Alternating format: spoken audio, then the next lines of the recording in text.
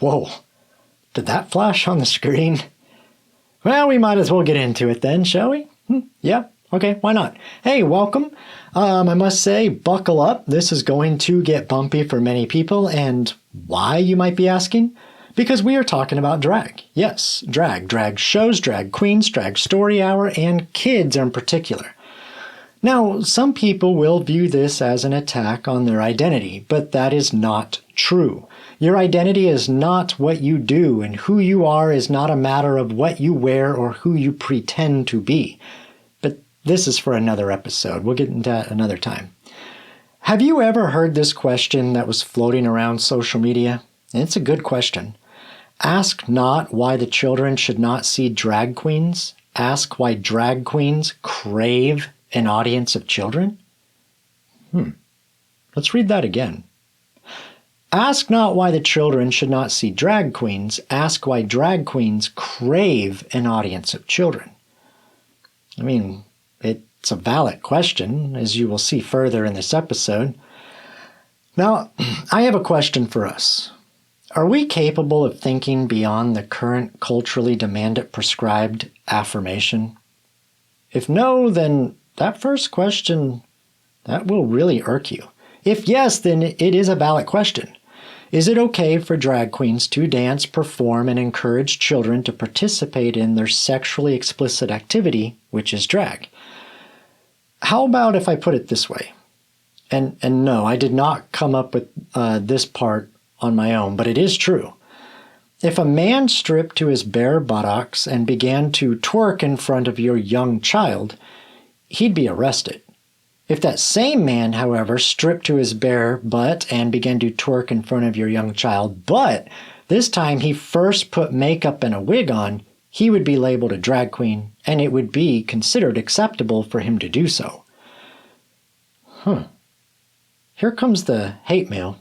But seriously, you can't deny this statement because it has become a reality in our world.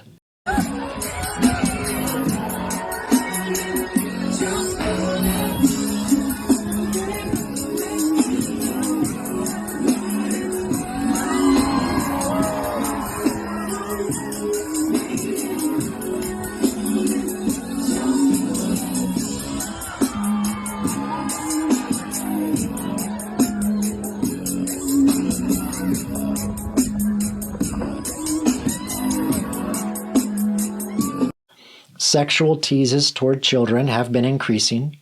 Sexualizing children has become accepted. And sex with children is happening in the shadows. And these same people are beginning to brag in the light about it. For example, this is not the only place either, but Idaho recently passed the death penalty for convicted child rapists. But do you know what the activists for LGBTQ plus infinity and beyond posted about it? They said this was a brazen attack on our community. Really? Really? The death penalty for a convicted child rapist is a brazen attack on the LGBTQ community? Why? Are they hiding child rapists? Think about that. I don't know. How about this statement that I read as well? If you took a young child into a strip club to watch biological females bump, grind, and strip, then you would be arrested for child endangerment. However, if you took a young child to a drag show to watch men dressed up as women bump and grind and strip, then you would be praised and awarded as being progressive, inclusive, tolerant, caring for children, and, the most important one, affirming. Then again, you don't have to actually take a young child to a drag show because the drag shows are brought to your child thanks in part to your federal, state, and local governing bodies. Well, depending on the county and state you live in, of course. But even some of our public education has brought these drag shows to your kids in their schools. And the scariest part is that they do this without the parents' consent or knowledge. And they brag about it. Now, sometimes I've wondered if these same people would be progressive, inclusive, tolerant, caring for children, and affirming by bringing biological women to your child's school to bump, grind, and strip. Speaking of our schools and young children, let's get into their so-called storytelling time, which they call story hour. Now, I read an article where a drag queen admitted this about a library story hour event. They said, "This is going to be the grooming of the next generation. We are trying to groom the next generation." Hi, my name is Dylan Pontiff. I'm actually going to be one of the drag queens reading for Drag Queen Storytime. So apparently to a lot of people in this room, I'm the big boogeyman. We are trying to groom the next generation to not see the way that they just did. And just because I said that, you heard the little plure of people behind me. Openly and brazenly admitted this. They are grooming kids. Their goal is to groom your child. But I'm here to let you know that this event is something that's going to be very beautiful. And for the children and the people that support it are going to realize that this is going to be the grooming of the next generation. Did you catch that? I can see why people still might not believe this, though.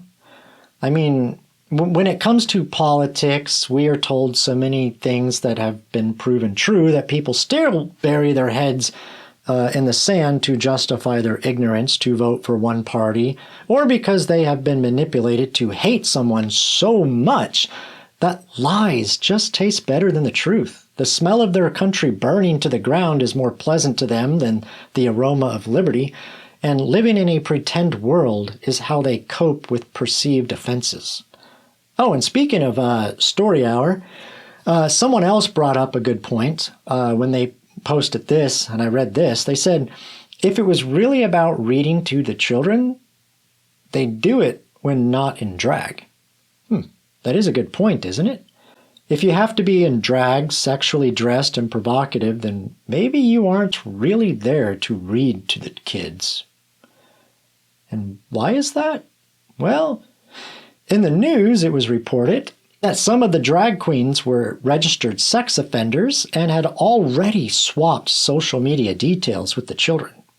I wonder why you would want to swap social media details with children who are not yours, who you do not know, and who you are supposedly only there to read to. Unless they were speaking the truth about grooming the next generation. And when you think about it logically and objectively, it really does make sense. And how so, you might be asking? Well, I remember reading about this event that took place in Texas, which obviously isn't an isolated type of event. It stated, drag queens accepted cash tips from young children while writhing suggestively in front of a particularly memorable neon sign that read, you ready for this? It's not gonna lick itself. Yet, we are told there is nothing wrong with it, they aren't coming for your kids, and that there is nothing sexual about any of this.